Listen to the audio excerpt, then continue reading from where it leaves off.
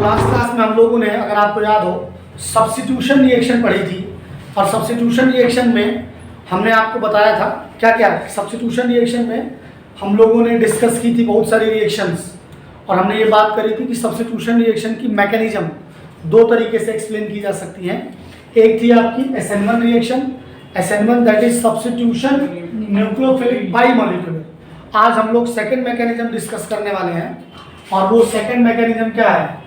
Substitution nucleophilic unimolecular. अगर chemical kinetics सबको याद हो, यूनिमॉलिक्यूलर का मतलब ये है होता है कि जो आपका रिएक्टेंट होगा वो एक ही होगा, रिएक्टेंट जो होगा वो एक ही होगा। Is that clear? कैसे है देखिए सबसे पहले। सब्स्टिट्यूशन का हम लोग क्या ले लेंगे?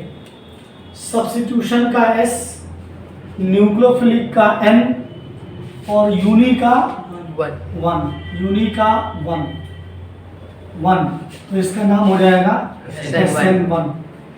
इसका नाम हो जाएगा SN1। तो देखिए SN1 में होता क्या है? SN1 जो है बेसिकली मल्टीपल स्टेप रिएक्शन है, that's why it is a complex reaction. जब कोई रिएक्शन एक से ज़्यादा स्टेप में होती है, एक से ज़्यादा एलिमेंट्री रिएक्शन से होती हैं, तो उनको हम लोग क्या कहते हैं? कॉम्प्लेक्स रिएक्शंस कहते हैं। क्या कहते हैं? कॉम्प्लेक्स रिएक्शन कहते हैं। तो देखिए अगर हम बात करते हैं CH3 CH3 CH3 X, तो सबसे पहले क्या हो जाएगा, आप इसको ध्यान दीजिए। तो ये है 3 डिग्री एल्काइल हैलाइड, ये आपका 3 डिग्री एल्काइल हैलाइड। और 3 डिग्री एल्काइल हैलाइड सबसे पहले इसकी क्या हो जाएगी? हेट्रोलिटिक फिशन हो जाएगा। और हेट्रोलिटिक फिशन होगा तो क्या बनेगा? तो हेट्रोलिटिक फिशन के बाद जो बनेगा वो बनेगा आपका कार्बोकेटायन। क्या होता है? कार्बोकेटायन। ठीक है, जो आपका इंटरमीडिएट बन रहा है वो क्या बन रहा है? कार्बोकेटायन। इतना सीरियस क्यों हो गया तुम लोग? इतना सीरियस मत हो। लास्ट टाइम भारतीय लोग सीरियस हुए तो 1.4 हो रहा है। इतना सीरियस नहीं होना। कार्बोकेटायन बनेगा, कार्बोकेटायन इंटरमीडिएट होगा, और कार्बोकेटायन की स्टेबिलिटी जो होगी इस रिएक्शन के रेट को डिटरमाइन करेगी। जितना ज़्यादा स्टेबल कार्बोकेटायन होगा उतनी ही अच्छा कंटेंट बनेगा, जो कंटेमिनेशन होगा, इल्ड होगी, वो प्रोडक्ट की आएगी। Is it clear? Second step में क्या होने वाला है? सेकेंड स्टेप में अब आसान हो चुका है गेम, आसान हो चुका है गेम। CH3 CH3 CH3, और इसके पास न्यूक्लियोफाइल जाएगा, और न्यूक्लियोफाइल जाके क्या हो जाएगा? अटैच हो जाएगा। आप न्यूक्लियोफाइल कोई भी ले सकते हो, OH की जगह कुछ भी ले सकते हो। हमने OH लिया, ठीक है, और हमें क्या मिल जाएगा? अल्कोहल मिल जाएगा, जो बेसिकली एक सब्स्टिट्यूशन रिएक्शन की बात हो रही थी। इसमें जो पहला स्टेप है वो स्लो स्टेप है, और जो बाद का स्टेप है वो क्या है? फास्ट स्टेप है। वो क्या है? फास्ट स्टेप है। बेसिकली जो स्लो स्टेप होते हैं, अगर आपको केमिकल काइनेटिक्स याद हो, तो स्लो स्टेप जो होते हैं वही आपके रेट डिटरमाइनिंग स्टेप होते हैं। रेट डिटरमाइनिंग स्टेप होते हैं। याद कर लीजिए RDS, हर बार बार लिखेंगे नहीं, याद कर लीजिए RDS का मतलब होगा rate determining step. Rate determining step का मतलब ये है कि ये रिएक्शन अगर मान लीजिए लेट, ठीक है, 10 घंटे में हो रही है, तो ये 1 सेकंड में हो रही है। ठीक है, तो ओवरऑल जो हम लोग बात करेंगे टाइम का, तो वो किस में लग रहा है? पहले वाले स्टेप में लग रहा है। क्लियर है? तो सबसे पहला पॉइंट अगर मैं SN2 के बारे में लिखना चाहूँ तो वो क्या है कि 2 step mechanism, 2 step complex reaction. थोड़ा मतलब टेक्निकल वर्ड यूज कर लेते हैं। 2 स्टेप कॉम्प्लेक्स रिएक्शन, पहला पॉइंट। और आपको याद होगा जब हम लोगों ने difference between molecularity and order पढ़ा था, तो वहाँ हमने आपको बताया था कि किसी भी कॉम्प्लेक्स रिएक्शन का जो रेट पता लगता है वो स्लो स्टेप से पता लगता है। और स्लो स्टेप की जो मॉलिक्यूलरिटी होगी, वही हमारी क्या होती है? ऑर्डर होती है। क्या होती है? ऑर्डर होती है। तो इसके लिए R इक्वल टू जो होगा वो होगा K। एक साथ में बहुत सारा ज्ञान देने की कोशिश कर रहा हूँ, कम पैसे में ज़्यादा ज्ञान आजकल समझ रहे हो एजुकेशन में चल रहा है। तो फर्स्ट इस केवल और केवल एक ही रिएक्टेंट है और इसके ऊपर पावर क्या आ जाएगा, 1 आ जाएगा। क्या आ जाएगा, 1 आ जाएगा। तो यहाँ से पता चला कि ये क्या है, फर्स्ट ऑर्डर रिएक्शन। क्या है, first order reaction. Is that clear? अब यहाँ से एक बात और पता चल रही है कि जो रिएक्शन का रेट है वो न्यूक्लियोफाइल पे डिपेंड नहीं कर रहा है। जो पेपर में क्वेश्चन पूछा जाता है आपके, यहाँ पर हम लोग लिखेंगे कि rate does not depends on concentration of nucleophile, concentration of nucleophile, concentration of nucleophile. Next आपका reaction goes through, reaction goes through, reaction goes through carbocation mechanism, carbocation intermediate लिखते हैं। Reaction goes through carbocation intermediate. आपको याद होना चाहिए कि जो SN2 reaction थी वो इंटरमीडिएट के थ्रू नहीं जाती थी, वो ट्रांजिशन स्टेट के थ्रू जाती थी। ये सब टेक्निकल टर्म्स हैं जो स्टेप वाइज जो क्वेश्चंस आते हैं, जिनमें आपको स्टेटमेंट्स दिए होते हैं, स्टेटमेंट वाले क्वेश्चन पे पूछे जाते हैं। ठीक है, अगर आप यहाँ पर ध्यान दो तो आपका ये कार्बोकेटाइन sp2 हाइब्रिडाइज है। क्या है, sp2 हाइब्रिडाइज है। तो ये ट्राइगोनल प्लेनर है। क्या है, ट्राइगोनल प्लेनर है। और इसका ट्राइगोनल प्लेनर होना, इसका ट्राइगोनल प्लेनर होना यहाँ पे जो प्रोडक्ट है वो रेसमिक मिक्सचर को बनाएगा। क्या करेगा, रेसमिक मिक्सचर। अब ये क्या बवाल आ गया, रेसमिक मिक्सचर क्या होता है? अगर आपको याद हो, अगर आपको याद हो तो जो हम लोगों ने SN2 रिएक्शन पढ़ी थी, तो SN2 रिएक्शन में क्या हो रहा था, इन्वर्जन हो रहा था। क्या हो रहा था, इन्वर्जन। जो इस साइड लगे हुए थे, जितने भी इधर ग्रुप लगे हुए थे, ये मॉलिक्यूल पूरा घूम जा रहा था, उल्टा हो गया था। ठीक है, और उसमें जो है, बोलो, उसमें जो है बेसिकली, उसमें क्या बोलते हैं कि जो अटैक हो रहा था वो कहाँ से हो रहा था, बैक साइड अटैक हो रहा था। क्या हो रहा था, बैक साइड अटैक हो रहा था। जब बैक साइड से अटैक हो रहा था तो इन्वर्जन हो रहा था। यहाँ पर क्या होगा, ये कार्बोकेटाइन प्लेनर है और इस कार्बोकेटाइन के प्लेनर होने की वजह से दोनों साइड से अटैक होगा। बैक साइड से भी अटैक हो सकता है और फ्रंट साइड से भी अटैक हो सकता है। जब बैक साइड से अटैक होगा तो इन्वर्जन होगा और जब फ्रंट साइड से अटैक होगा तो रिटेंशन होगा। क्या होगा, रिटेंशन। और इसका एक मिक्सचर बनेगा जिसे हम लोग क्या कहते हैं, रेसमिक मिक्सचर कहते हैं। क्या कहते हैं, रेसमिक मिक्सचर। अलग से भी चर्चा करेंगे हम लोग, लेकिन ये इसमें आपसे पूछा जाता है कि SN1 क्या है। SN1 रिएक्शन रेसमिक मिक्सचर के थ्रू जाती है। ठीक है, यस सर, नोट करिए। जैसे कि हमने कहा कि SN1 रिएक्शन जो है वो रेसमिक मिक्सचर बनाएगा। तो इस पॉइंट को मेंशन करना पड़ेगा, लिख लीजिए, रेसमिक मिक्सचर। रेसमिक मिक्सचर को हम लोग रिप्रेजेंट कैसे करते हैं, प्लस माइनस से रिप्रेजेंट करते हैं या फिर DL से रिप्रेजेंट करते हैं। अभी अलग से भी एक्सप्लेन करूंगा मैं। रेसिपी मिक्सचर फॉर्म, तो ये क्वेश्चन पूछा जाता है कि SN1 रिएक्शन रेसमराइजेशन से क्यों जाएगी, क्यों जाएगी, क्योंकि रेसमिक मिक्सचर के अंदर SN1 के अंदर आपका इन्वर्जन भी होगा और रिटेंशन भी होगा। क्या होगा, रिटेंशन भी होगा। अभी इसको अलग से भी एक एग्जांपल लेके समझा दूंगा जब हम लोग बात करेंगे स्टीरियो की। ठीक है, अब अगर हम लोग बात करते हैं रिएक्टिविटी की, SN1 के लिए जो एल्काइल हैलाइड्स हैं उनकी रिएक्टिविटी ऑर्डर क्या होगा।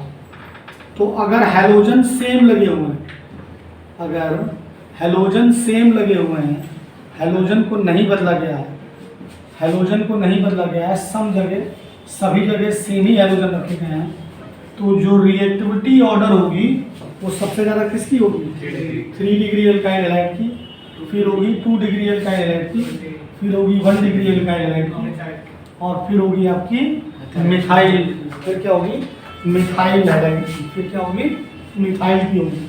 ठीक है, ऐसा क्यों हो रहा है जी? अगर if this is exception then what will be the reason, due to stability of carbocation, due to stability of carbocation.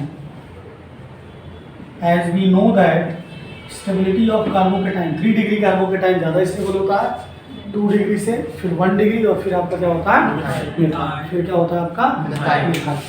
और अगर यहाँ पे एक बात और आपको बिल्कुल जूम करके समझना पड़ेगा कि if there is a carbocation as a intermediate then rearrangement will also occur, कोई भी रिएक्शन, अगर किसी भी रिएक्शन में कार्बोकेटायन बन रहा है तो आपको केयरफुली समझना पड़ेगा कि रीअरेंजमेंट भी होगी, रीअरेंजमेंट भी होगा। ठीक है, अब अगर हम लोग क्या करें, एल्काइल हैलाइड को बदल दें रिएक्टिविटी ऑर्डर में, अगर एल्काइल हैलाइड को बदल दें, हम लोग ले लेते हैं RI, RBr और RCl, तो फिर सेम ही रहेगा, रिएक्टिविटी ऑर्डर जैसा SN2 में था वैसा SN1 में होगा। क्यों होगा? इफ दिस इज असर्शन तो रीजन क्या होगा, because I minus is a good leaving group, I minus is a good leaving group. ये गुड लिविंग ग्रुप क्यों हुआ था, कैसे हुआ था, इसकी चर्चा हम लोग लास्ट क्लास में कर चुके हैं। ठीक है, तो आप जाओ पिछली वाली क्लास देखो, तो उसमें आपको समझ आ जाएगा और अच्छे से, तो बार बार वही थोड़ी करते रहेंगे। Is that clear? नोट करिए। तो सब्स्टिट्यूशन न्यूक्लियोफिलिक यूनिमॉलिक्यूलर में रेसिमिक मिक्सचर बनेगा, इन्वर्जन और रिटेंशन दोनों होगा, और इन दोनों का मिक्सचर बनेगा। और एक बात और इसमें आप मेंशन कर सकते हो कि जो रेसिमिक मिक्सचर होगा वो आपका ऑप्टिकली इनएक्टिव होता है। क्या होता है? ऑप्टिकली इनएक्टिव होता है। ठीक है, ऑप्टिकली एक्टिविटी क्या है, हम लोग ऑप्टिकल आइसोमेरिज्म में वी विल डू चर्चा इसी क्लास में होगी, क्योंकि CBSE के सिलेबस में अगर देखेंगे तो हेलोएल्केन्स में ही ऑप्टिकल आइसोमेरिज्म। ठीक है, कहीं भी पढ़ लो, या तो GOC नाम से पढ़ लो या यहाँ पे पढ़ लो, उससे कुछ फर्क नहीं पड़ता। और अगर आप नीट और JEE की तैयारी कर रहे हैं तो चैप्टर तो थोड़ी लिखने के लिए आएगा, कहीं भी कोई भी टॉपिक पढ़ लो, और वैसे भी क्वेश्चन तो मिक्स ही आने वाले हैं। ऐसा तो नहीं होगा कि हेलोएल्केन्स का अलग सेक्शन होगा। बात समझ रहे हैं? नहीं समझ रहे? कहीं कोई भी टॉपिक पढ़ लो, उससे कुछ फर्क नहीं पड़ता। अब एक बात और हम करना चाह रहे हैं, यहाँ पर नोट ले लें अगर हम लोग 3.0 का मतलब बहुत ज़्यादा इंपॉर्टेंट है। क्यों ज़्यादा इंपॉर्टेंट है? क्योंकि अगर आपने मूवी देखी होगी 2.0, तो 2.0 में जो छोटा वाला रोबोट होता है वही बचाता है इंडियन, नहीं तो अक्षय कुमार मार देता रजनीकांत को एक कदम, मतलब पिक्चर में, असली में नहीं। तो 3.0 वाला रोबोट जो होता है, नैनो वाला रोबोट, वो बचाता है। तो ये जो नोट है वो बहुत ज़्यादा इंपॉर्टेंट है। क्यों ज़्यादा इंपॉर्टेंट है, ध्यान से समझें आप, क्योंकि इस पर कई बार कॉम्पिटिटिव एग्जाम्स में सवाल आए हुए हैं। अगर हम लोग ले लें बेंजाइल हैलाइड, अगर हम लोग ले लें बेंजाइल हैलाइड, अगर आपको बेंजाइल हैलाइड नहीं पता है तो समझें बेंजीन के बाद CH2 लगा होगा और फिर X लगा होगा, तो उसे हम लोग क्या बोलेंगे? बेंजाइल हैलाइड बोलेंगे। और अगर हम लोग ले लें क्या, एलाइलिक हैलाइड या एलाइल हैलाइड भी लिखा गया है कई जगह, एलाइलिक हैलाइड को ले लें, डबल बॉन्ड के बाद एक और कार्बन होगा और उसके बाद हैलोजन लगा होगा, उसके बाद क्या हैलोजन लगा होगा? तो अगर हम इस एल्काइल हैलाइड की बात करते हैं तो ये एल्काइल हैलाइड करण क्या है? 1 डिग्री है, 2 डिग्री है, क्या है? क्या है? 1 डिग्री है। क्या है? 1 डिग्री। हैलोजन से जुड़ा हुआ कार्बन, हम फिर से एक बार बता रहे हैं, हैलोजन से जुड़ा हुआ कार्बन या कोई भी फंक्शनल ग्रुप लगाओ, फंक्शनल ग्रुप से जुड़ा हुआ कार्बन डायरेक्ट जिस कार्बन से जुड़ा, जितने कार्बन से जुड़ा होता है उतनी डिग्री होगी। तो इससे डायरेक्ट या बेंजीन वाला कार्बन जुड़ा हुआ तो इट इज 1 डिग्री। अगर हम इसकी बात करें तो ये भी 1 डिग्री है। ठीक है, इसकी ये भी क्या है? 1 डिग्री है। मैं थोड़ा सा समराइज कर रहा हूँ यहाँ पे, अगर आप समझ पाए तो। अगर हम एक ही छत के नीचे लेकर आते हैं SN2 को और SN1 को, ठीक, तो रिएक्टिविटी ऑर्डर SN2 के लिए क्या होता था? SN2 के लिए होता था मिथाइल हैलाइड, फिर 1 डिग्री हैलाइड, फिर 2 डिग्री हैलाइड और 3 डिग्री हैलाइड। और SN1 के लिए क्या होता था? SN1 के लिए होता था 3 डिग्री, 2 डिग्री, 1 डिग्री और आपका मिथाइल हैलाइड। क्या होता था? Methyl halide. If this is the region, this is the assertion, then region, what was the region? Steric hindrance. We are talking about steric hindrance. Steric hindrance की वजह से ऐसा होता है। अब वो अगर हम थर्ड डिग्री के रिस्पेक्ट में आंसर लिखेंगे तो स्टेरिक हिंड्रेंस ज़्यादा होगा, क्योंकि जो आर है एल्काइल ग्रुप क्या है? बल्की ग्रुप है। क्या है? बल्की ग्रुप, मेरी तरह बल्की मोटे हैं, ठीक है। तो बल्कीनेस बढ़ाएंगे तो हिंड्रेंस बढ़ाएंगे, ठीक बात है। तो स्टेरिक हिंड्रेंस, अब ये कह देना कि लो स्टेरिक हिंड्रेंस गलत होगा। हमें ये समझना होगा कि हम किस मॉलिक्यूल के रिस्पेक्ट में आंसर लिखें। It is totally a relative concept. SN2 ए ये एसेशन होगा, देन रीजन हो जाएगा स्टेबिलिटी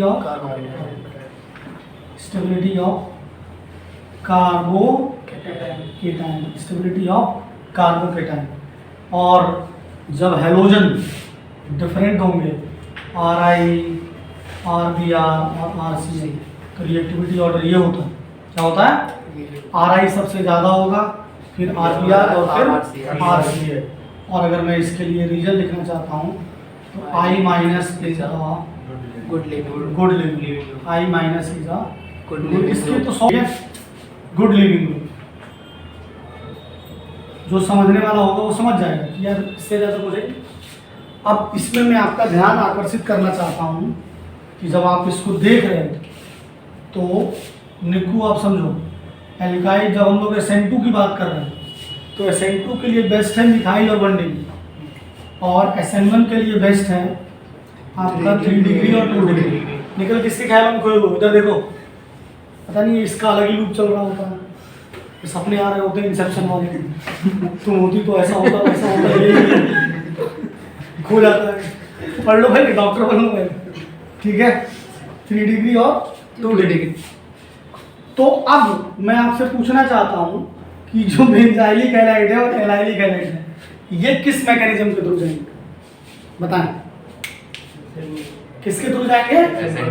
SN2 के थ्रू जाएंगे। बस अगर ऐसा आप सोचते हैं तो गलत सोचते हैं। ये SN2 के थ्रू नहीं जाएंगे।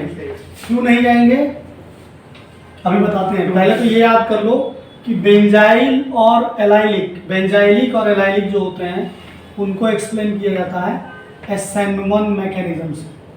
किससे एक्सप्लेन किया जाता है? SN1 मैकेनिज्म से। Is that clear? तो if this is assertion then reason क्या होगा? रीजन होगा stability of carbocation. Stability of carbocation. यहाँ कार्बोकेटाइन ज्यादा डोमिनेट कर रहा है कॉन्सेप्ट, क्योंकि जो बेंजाइलिक कार्बोकेटाइन है वो रेजोनेंस की वजह से, और जो एलाइलिक कार्बोकेटाइन है वो भी रेजोनेंस की वजह से ज्यादा स्टेबल। आया ना बोलो भाई? yes, sir. ये इधर चला जाएगा और मैं अगर इसको ऐसे लिख देता हूँ तो बस ये गलती मत करना। और इस पर बहुत सारे सवाल हैं, जेई मेंस में तो भर भर के सवाल हैं। सबको लगता है कि जो बेंजाइलिक और एलाइलिक जिन्होंने रट रखा है, छोटे बच्चे, लिटिल बेबी, ये वाला याद कर रखा होगा, उनकी लग जाएगी तुरंत। तो ये चीज़ ध्यान रखिएगा कि बेंजाइलिक एंड एलाइलिक जो हैं वो हैं तो 1 degree, but they goes through SN1 mechanism, because इनका कार्बोकेटाइन ज़्यादा स्टेबल होता है।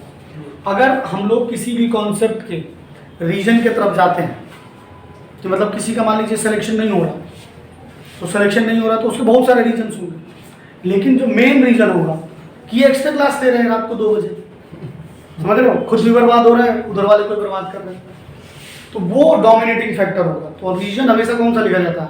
जो डोमिनेटिंग फैक्टर होगा। यहाँ पर बहुत सारी लड़ाई चली होगी कि स्टेरिक हिंड्रेंस देखें कि क्या देखें, सोलिबिलिटी देखें, सारी बातें हुई होगी, रिसर्च जब किया गया होगा तो उनमें से निकल के एक बात आई कि यार कार्बोकेटाइन जो है वो ज़्यादा स्टेबल है, इसीलिए जो है इसको किससे जाना पड़ेगा? किससे जाना पड़ेगा?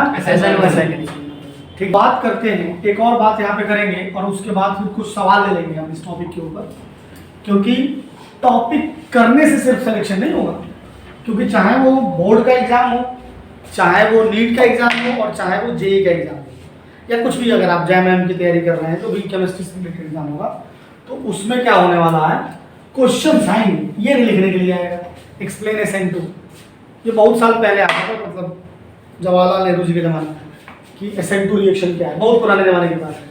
अब जो पेपर आ रहा है वो अप्लाइड पेपर आने लगा है, तो हमें एप्लीकेशन पे भी फोकस करना पड़ेगा। लेकिन उससे पहले एक और बात समझनी होगी हमें कि अगर बेंजीन से डायरेक्ट अगर एक्स लगा होगा, बेंजीन से अगर डायरेक्ट एक्स लगा होगा, that is aryl halide, that is aryl halide. ठीक है, अराइल हैलाइड को ही हम लोग बोलते हैं हेलो एरीन्स। एरीन्स का मतलब होता है एरोमा। ठीक है, बेंजीन के जो मॉलिक्यूल्स होते हैं वही आपको जीवन में खुशबू फैला रहे हैं। आपने कुछ और ही सोच रखा है, इसके आने से खुशबू फैलेगी, नहीं, ये लोग फैला रहे हैं खुशबू, समझे बाप बे। और इसका क्या नाम होगा, अगर मैं IUPAC करेक्ट नेमिंग लिखूं तो हेलो बेंजीन होगा। क्या होगा, halobenzene, this is IUPAC naming, IUPAC naming. तो when this aryl halide goes through substitution reaction, you take any nucleophile, you can take OH, you can take CN etc, कोई भी ले लीजिए। और अगर हम लोग रूम टेम्परेचर की बात करें, रूम टेम्परेचर पे अगर ये रिएक्शन कराएंगे तो ये रिएक्शन क्या होगी, नहीं होगी। ये रिएक्शन क्या होगी, नहीं होगी। ये अलग से चर्चा का टॉपिक है कि बेंजीन से डायरेक्ट, और इसीलिए कहा जाता है कि aryl halides are less reactive towards nucleophilic substitution reactions, nucleophilic substitution reaction. ठीक है, NSR का मतलब है न्यूक्लियोफिलिक सब्स्टिट्यूशन रिएक्शन।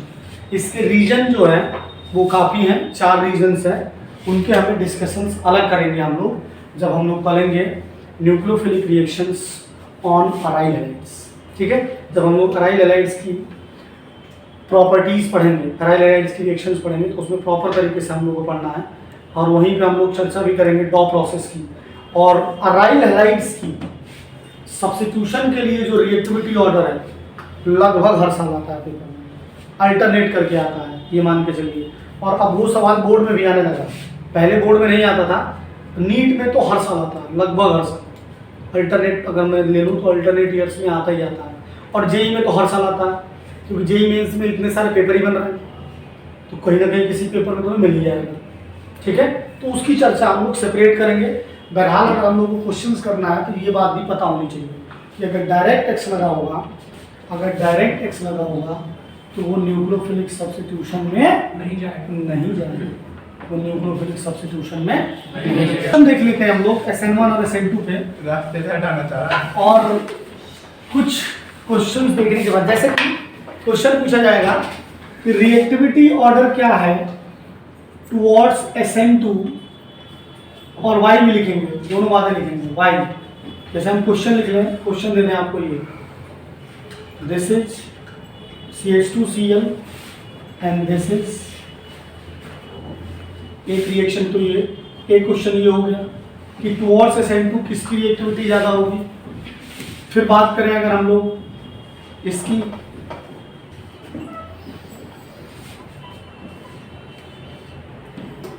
आई इसमें से किसकी ज़्यादा होगी और क्यों होगा, दोनों बातें करनी है चर्चा। ठीक है, बताइए फिर पहले वाले में किसकी रिएक्टिविटी ज़्यादा होगी, टुवर्ड्स SN2। तो सबसे पहले ध्यान देंगे इस कार्बन, जहाँ से क्लोरीन जुड़ा हुआ है उससे जुड़ा हुआ कार्बन, अगर डायरेक्ट देखेंगे तो एक ही कार्बन से जुड़ा हुआ है, this is 1 degree, this is 1 degree. और अगर हम इसकी बात करते हैं तो इसकी बात में जब देखोगे तो इधर जाएंगे तो एक है, इधर जाएंगे तो एक है, that is 2 degree, that is 2 degree. तो किसकी रिएक्टिविटी ज़्यादा होती है SN2 के लिए, 1 डिग्री। SN2 के लिए किसकी ज़्यादा होती है, 1 डिग्री के लिए, due to steric hindrance, due to steric hindrance.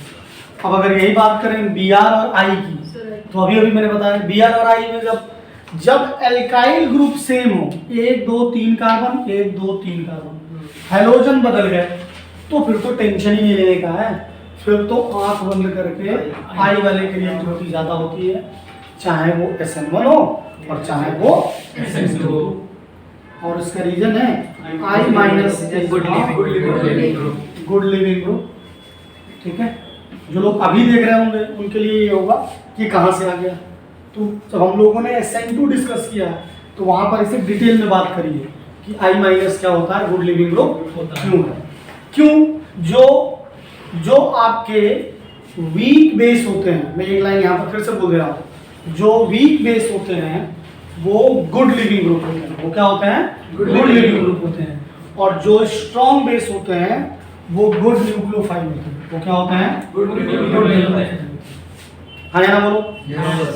जैसे कि अगर हम बात करें, एक जेईई मेंस का सवाल ले लेते हैं, लाइक दिस। ये है आपका Br और Me double bond single bond Br this 1 2 3 4 5 carbon है, 1 2 3 4 ही कार्बन है। 1 2 3 4 5 1 2 3 4, सॉरी हाँ ठीक है, कोई दिक्कत नहीं, यहाँ पे लगा होगा। ये आपका जेईई मेंस में क्वेश्चन आ चुका है। तो बताइए इनमें से किसकी रिएक्टिविटी ज़्यादा होगी? SN2 की तरफ ना, टूवर्ड्स SN1, ऊपर वाले टूवर्ड्स SN1, यहाँ भी आप लगा दीजिए, टूवर्ड्स SN1, ऊपर वाले। ठीक है। तो अगर मैं इसे फर्स्ट कहता हूँ, इसे सेकंड कहता हूँ, तो किसकी रिएक्टिविटी ज़्यादा होगी? तो फर्स्ट वाले की रिएक्टिविटी ज़्यादा होगी सेकंड वाले से। ऐसा क्यों? क्योंकि ये डबल बॉन्ड के बाद वाला कार्बन से Br लगा होगा। इसका जो कार्बोकेटाइन होगा, अगर आपको याद हो, एलाइलिक कार्बोकेटाइन बनेगा और ये एलाइलिक कार्बोकेटाइन जो होगा वो ज़्यादा स्टेबल होगा। रीजन होगा स्टेबिलिटी ऑफ कार्बोकेटाइन। तो ये जो है आपका एलाइलिक कार्बोकेटाइन है। और जब हम दूसरे वाले की बात करेंगे तो दूसरा वाला नॉर्मल 2 डिग्री कार्बोकेटाइन है। क्या है? 2 डिग्री कार्बोकेटाइन। तो हमें पता है कि एलाइलिक कार्बोकेटाइन ज़्यादा स्टेबल होता है क्योंकि इसके पास क्या है? रेजोनेंस। इसके पास क्या है? इसके पास क्या है? रेजोनेंस। ठीक है, इसके पास क्या है? रेजोनेंस। जैसे कि हम बात करें, एक और सवाल ले लेते हैं। देखिए जैसे मैं यहाँ पे ले लेता हूँ, जैसे कि आपसे बात किया जाए इसकी दिस Br और यहाँ पर भी लगा हुआ है आपका I, और इसकी रिएक्शन में एक्वस NaOH से कराता हूँ। सबसे पहले तो यही समझ लेते हैं। तो आपको मैंने अभी भी बताया कि जो बेंजीन से डायरेक्ट लगे होंगे वो तो रिएक्ट नहीं करेंगे। तो जो प्रोडक्ट बनेगा वो कुछ ऐसा बनेगा। ये वाला जो Br होगा ये OH से सब्स्टिट्यूट हो जाएगा। ये क्या हो जाएगा? OH से सब्स्टिट्यूट हो जाएगा and this reaction goes through SN2। अभी चर्चा करी थी हमने, क्योंकि ये बेंजाइलिक ब्रोमाइड है, ये बेंजाइलिक ब्रोमाइड है। This reaction goes through SN2। तो नेक्स्ट क्लास में जो है SN1 SN2 के बाद tomorrow we will discuss what? Elimination reaction. ठीक है, अब इसमें ज़्यादा नहीं रह गया है, एलिमिनेशन रिएक्शन रह गई है, रिएक्शंस विद मेटल रह गया और हेलोइरिन्स की रिएक्शन रह गई। ठीक है, बस उसके बाद खत्म हो जाएगा, ज़्यादा नहीं है। और सबसे जब हम लोग कल एलिमिनेशन में जो हम लोग बात करने वाले हैं, कल की क्लास काफ़ी इंपॉर्टेंट होने वाली है। सेटजेफ रूल डिस्कस करेंगे। टेक्निकली हम लोग E2 डिस्कस करने वाले हैं। E2 मतलब मैं तो सब्स्टिट्यूशन डिस्कस करूँगा, सब्स्टिट्यूशन में जो हम लोग डिस्कस करेंगे वो E2 डिस्कस करेंगे। ठीक है, तो आप लोग अच्छे से इसको रिवाइज करके आइएगा। ठीक है, आज के लिए इतना ही है। गुड नाइट, शुभ रात्रि, जय हिंद।